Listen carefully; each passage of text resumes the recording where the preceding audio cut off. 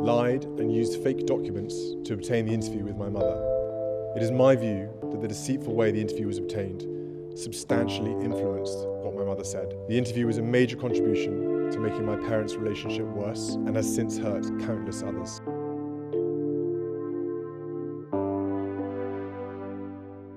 The British monarchy has survived wars, abdications, and centuries of scandal.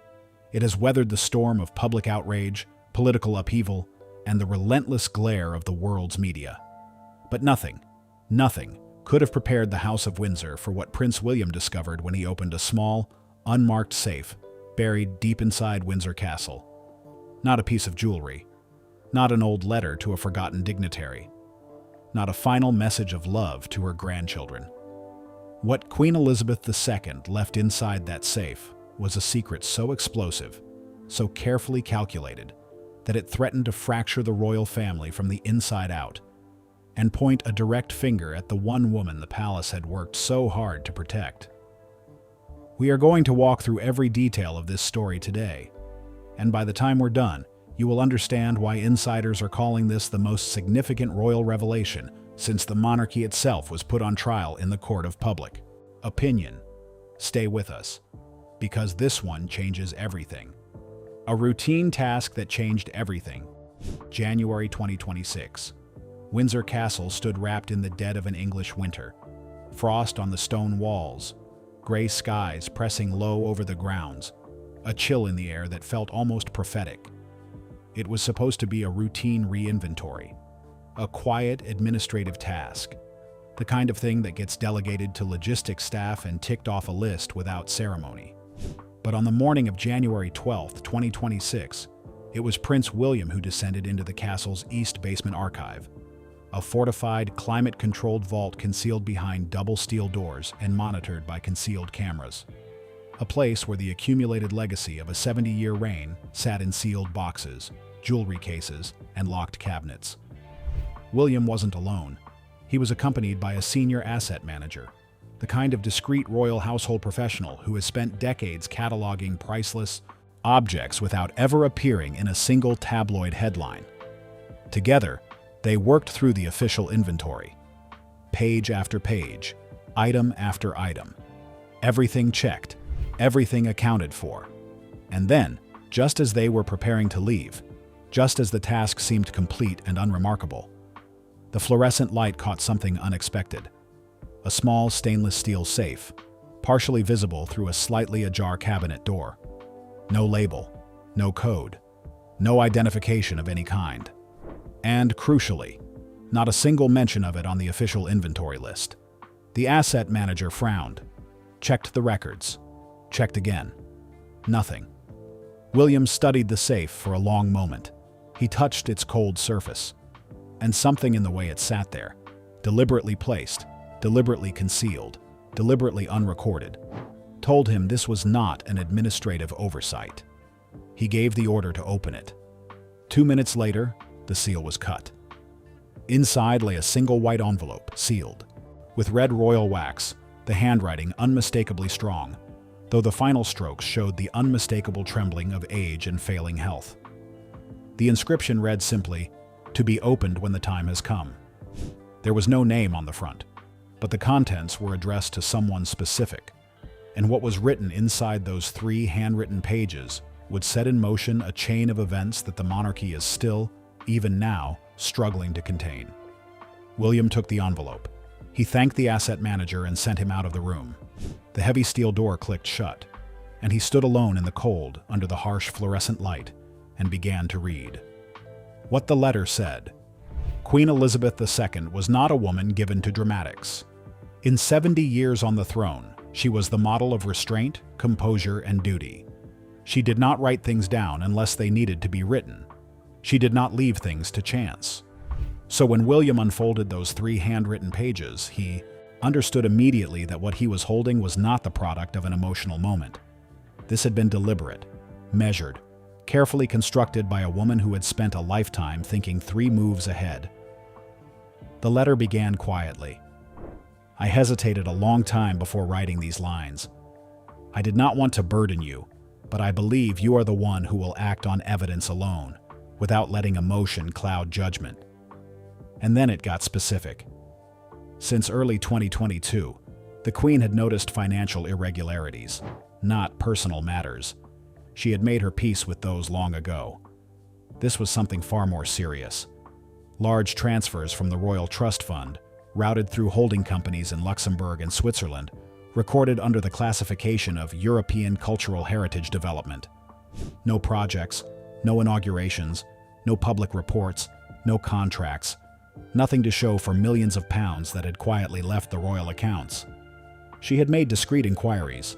Her private secretary had reviewed certain invoices, and the picture that emerged was deeply troubling. The Queen believed, and she was careful to say believed, not proven, that these transfers were connected to a personal real estate investment scheme, that royal funds were being channeled through intermediary vehicles for private gain, and that the individual at the center of it was someone the family had fought to accept, defended against enormous public hostility, and elevated to the highest position a royal consort can hold: Camilla. Queen Elizabeth did not make wild accusations. She was precise about what she knew and what she merely suspected. She cited staff testimonies, overheard conversations, vague invoices with no supporting documentation. She acknowledged that without solid proof, going public would have triggered a crisis she could not control. One that would have torn Charles apart between his mother and his wife, dragged William and Harry into a media firestorm, and potentially destabilized the entire institution she had spent her life protecting. So she chose silence. She chose to leave the evidence and the decision in the hands of someone she trusted completely. The monarchy endures only when everyone, even the Queen Consort, is held accountable, she wrote. Do not let family affection obscure the truth. William finished reading. He sat in silence for what felt like a very long time, and then he made a decision that would define his reign before it had even truly begun. Now, before we go any further, we want to hear from you, because this is the kind of moment that splits people right down the middle. On one side, you have those who believe the truth must always come out, no matter the cost, no matter who it destroys, no matter what it does to an institution. On the other side, you have those who believe that some truths, revealed at the wrong moment in the wrong way, cause more damage than the secret itself. If you had been in William's position, holding that letter, carrying that knowledge, what would you have done? Drop your answer in the comments right now. We're reading every single one. Now let's get back to what happened next, because William did not simply sit on this. He moved, and he moved fast. William investigates. Prince William returned to his private residence that evening and locked himself in his study. The letter went into a secured drawer, and then he opened access to internal Royal Trust Fund financial records, years' worth of data, transactions, approvals, routing codes. He was not a forensic accountant. He knew that. But he understood numbers well enough to see when something didn't add up, and what he found over the next 2 hours confirmed the Queen's suspicions with a precision that made his stomach turn. 6 large transfers, a total exceeding £12 million, routed through companies in Luxembourg and Switzerland. Every single one logged under the same vague justification. No contracts attached, no photographs, no partner organizations listed, no progress reports. No evidence of a single completed project anywhere in Europe that these funds could have funded. He paused on a specific transfer, £2.8 million, dated April 15th, 2022, just weeks after Camilla had been officially designated Queen Consort. The timing felt less like coincidence with every passing minute he stared at it. William knew that numbers alone wouldn't be enough. He needed testimony, independent, credible, verifiable. He reached out to a former chief accountant of the trust fund, a man who had retired after more than 3 decades of impeccable service, personally commended by the Queen for his discretion. A man who had processed those transfers and had never, in all the years since, spoken publicly about what he'd seen.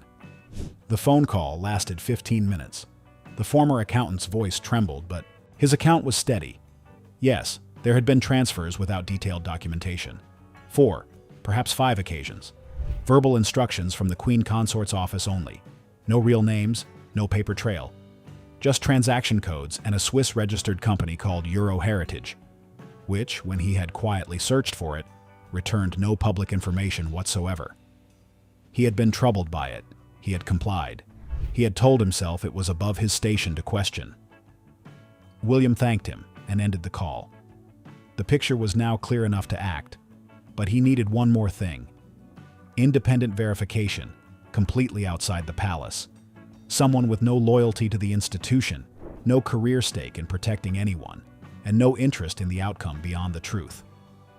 He contacted a former Bank of England financial analyst, a man widely respected in the world of non-profit auditing for his precision and his absolute discretion. They met in a private Kensington flat. No recording devices, no notes, just 2 cups of coffee and a laptop screen. The analyst took 2 days. When he returned, he placed a thin printed folder on the table. No digital files, no email trail. His findings were not ambiguous. A real estate company had been incorporated in Portugal in June 2022. Initial capital of €5 million. Within 18 months, the company's value had climbed past 20 million. The principal funder was unnamed, operating through 3 layers of subsidiary companies before the trail emerged at the Luxembourg Intermediary Fund, the same fund that had received transfers from the Royal Trust. And the man at the center of the structure, the individual whose name appeared at every critical junction, was Edward Sinclair, a longtime personal financial advisor to Queen Camilla. There was no direct documentary link between Camilla and the money. She was too careful for that. But the pattern was undeniable. William nodded.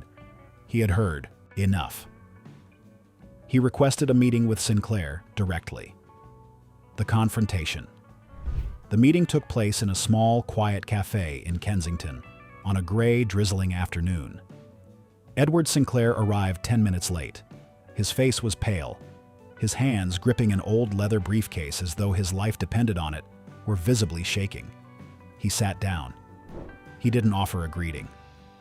William looked at him calmly. "I know everything," he said. "I am not here to threaten you. I only want to hear the truth from you directly." What followed was the kind of confession that comes from a man who has been waiting for someone to ask. Sinclair described being approached with instructions he had not felt empowered to refuse. Instructions, he said, that came from Camilla herself.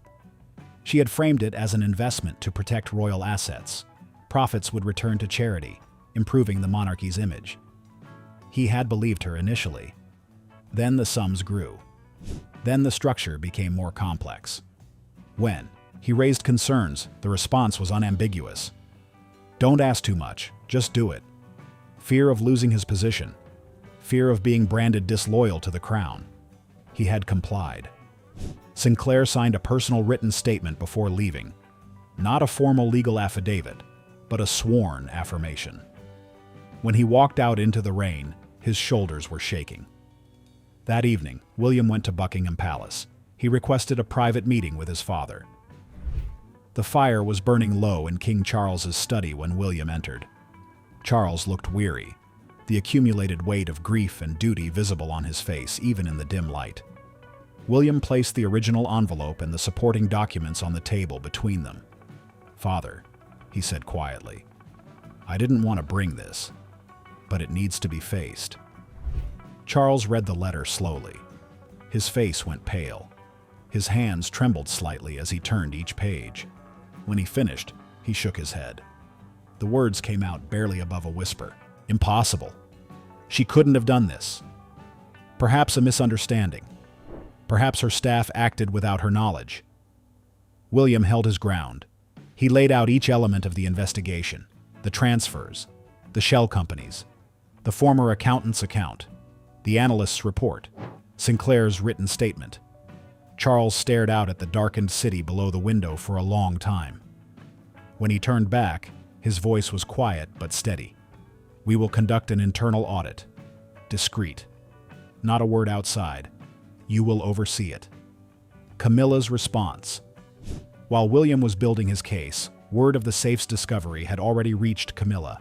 She was alone at a breakfast table when her most trusted aide entered with the news. The details were sparse. A safe had been opened, an envelope had been found, her name had been mentioned. That was enough. She set her teacup down. The porcelain struck the wooden table with a sharp, clean sound. Her expression barely changed. The camera-ready composure held. But her eyes darkened, and when the aide was dismissed, she sat motionless in the silent room, gripping the arms of her chair until her knuckles whitened. She did not know the exact contents of the letter. She didn't need to. She knew what the Queen had suspected. She knew what could be found by anyone who looked hard enough. And she understood that the window for damage control was already closing. Within hours, she was on the phone with her private legal team. The instructions were precise. Review all trust fund financial records from 2022 onwards, focusing on the European cultural heritage transfers. Locate every document that could create a direct link to her office. Remove anything unnecessary. Make the remaining records appear routine, standard administrative activity, and sever all traceable connections to the intermediary companies. Over the next 48 hours, the operation moved with deliberate speed. 3 staff members connected to the sensitive transactions were issued sudden termination notices. 2 from the Trust Fund Accounting Office, 1 from the Queen Consort's personal staff. No explanation was given.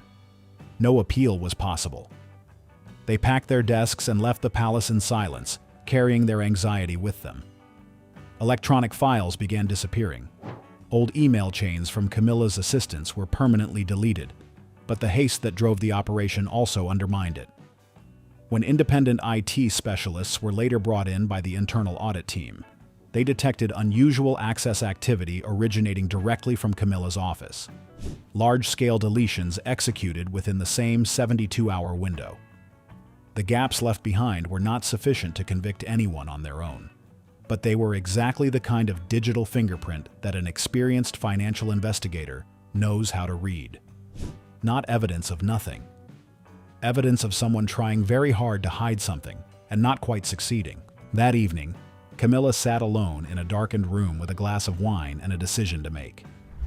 If everything came out, and she now accepted that it might, denial would make things catastrophically worse. She had tried to erase the trail. It hadn't worked. What remained was the one strategy she had always relied on in the most dangerous moments of her life: silence. Silence had carried her through scandal before.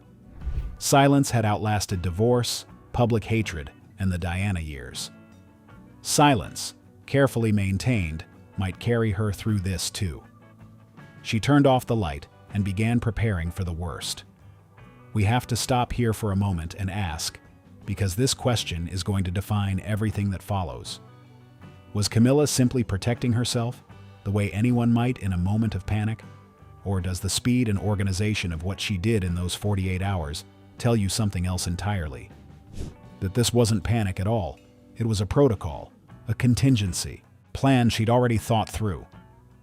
Tell us what you think in the comments, and keep watching, because the internal audit is about to confirm everything William suspected, and the meeting that followed it is one of the most extraordinary private moments in royal history. The audit, the confrontation, the reckoning. The internal audit ran for 3 weeks. It was conducted under William's direct supervision, with an independent team of financial experts brought in under strict confidentiality agreements. They worked without interruption. They followed the money, all of it, back to its origin, forward to its destination, through every shell company and subsidiary structure that had been constructed to obscure the trail. The report landed on King Charles's desk in the final week of January 2026. Over £18 million, transferred from the Royal Trust Fund through Luxembourg and Swiss intermediaries. Not a single credible project on record to justify any of it. A portion of the returned profits, once the real estate assets had generated returns, had flowed back toward personal accounts, expertly disguised, but impossible to ignore once the full chart of subsidiaries was laid flat. Charles sat with that report alone for 2 hours. When William entered, his father looked up from the desk. His eyes were red-rimmed. His face carried the particular exhaustion of a man who has just had everything he refused to believe confirmed in writing. "You were right," Charles said quietly. "All of it." William said nothing. He crossed the room and placed a hand on his father's shoulder. There were no words adequate to that moment. Charles had already lost his mother. Now he was being asked to reckon with the possibility that the woman he had loved for decades, the woman he had fought his family, the press, and public opinion to be with, had exploited the most sacred financial trust of the institution he now led. The meeting was arranged for the following afternoon. Windsor Castle. The same walls where the Queen had spent her final months. 4 people only: Charles, William, and Camilla. No secretaries, no aides, no protection officers, no recording devices. The door was locked from the inside. Camilla sat opposite them, back straight, hands flat on the table. The usual smile was absent, but her composure held. She wore a deep green dress. She looked, if anything, as though she had been expecting this. Charles spoke first. His voice was low, deliberate, drained of the formality that normally characterizes such meetings. "I have read the report. I know what it contains. Do you have anything to say?" Camilla held his gaze. She did not speak. William broke the silence. His voice was controlled but carried the weight of everything behind it. "You have harmed the legacy of my grandmother. You have put this entire family at risk. Did you genuinely believe this could remain hidden forever?" Still, Camilla said nothing. She lowered her head slightly, not in remorse, or at least not in a way that read as remorse. In acceptance. Charles laid out the terms. There would be no public scandal, no media disclosure, no criminal referral, at least not yet. But Camilla would withdraw from all public representative functions over the following 6 months. No official ceremonies, no overseas engagements, no appearances in connection with any royal-named charity. A confidential independent investigation by the National Financial Authority would proceed, with her full cooperation. And every penny of personal benefit received, estimated at £4.2 million, would be repaid to the trust fund in full. Camilla looked at her husband, then at William, then back at Charles. One nod, slow, deliberate. No words, no excuses, no pleading. The meeting was over in under 30 minutes. Aftermath and the Queen's final legacy. In the weeks that followed, the palace moved with the practiced silence of an institution that has managed its own crises for centuries. Camilla issued a brief public statement, a few lines about stepping back to focus on personal health. No elaboration, no timeline. She began appearing beside Charles far less frequently, her withdrawal gradual enough that the press registered it as a minor development rather than a seismic one. The National Financial Authority opened what was publicly described as a voluntary cooperative inquiry with royal institutional support, overseen by an independent judge.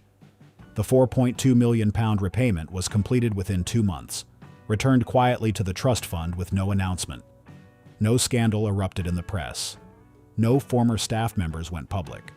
No paparazzi captured the telltale images of a family in crisis. The palace had controlled the information, at least on the surface. But beneath the surface, everything had shifted. Charles grew quieter, more withdrawn in his private engagements, more measured in his public remarks. William became more resolute on questions of royal financial governance, pushing for structural reforms that aides described as long overdue. The institution was changing from within, shaped by a truth that most of the world would never be told. And somewhere in the quiet of a late February evening, standing at the window of his private study and looking out over the gray London skyline, William thought about the woman who had made all of this possible. Queen Elizabeth II had not simply left behind a warning. She had left behind a mechanism, a precisely calibrated act of trust, aimed at the one member of the family she believed would act without flinching. She had not named sources beyond what she could verify. She had not made accusations she could not support. She had gathered what evidence she could, written it down in her own hand, and placed it in a safe that only the right person, at the right moment, would have reason to open. She had been right. The legacy she left was not the headline of a scandal. It was a principle, one that she had lived by for 70 years and chose, at the very end, to embed in a steel box at the heart of a castle built for kings. No one in the royal family stands above accountability. Not the consort, not the king, not anyone. The people's money is not for private use. The people's trust is not a commodity to be managed for personal gain. This story is not over. The investigation continues. The internal dynamics of the royal family have been permanently altered by what William found in that basement vault. And the full picture, what Camilla knew, what was authorized, how deep the network of shell companies actually ran, has still not been made completely public. But here is the question we want to leave you with today. Queen Elizabeth II made a choice. She had evidence, or at least enough of it to act. And she chose to wait, to protect the stability of the institution over the immediate pursuit of justice. She trusted a single person, placed a letter in a safe, and left the outcome in the hands of the future. Was she right to do that? Was patience the mark of a great leader, or was it a form of complicity? We want your honest answer in the comments below. And while you're there, make sure you've liked this video and subscribe to the channel, because the next chapter of this story is already developing, and you will not want to miss it.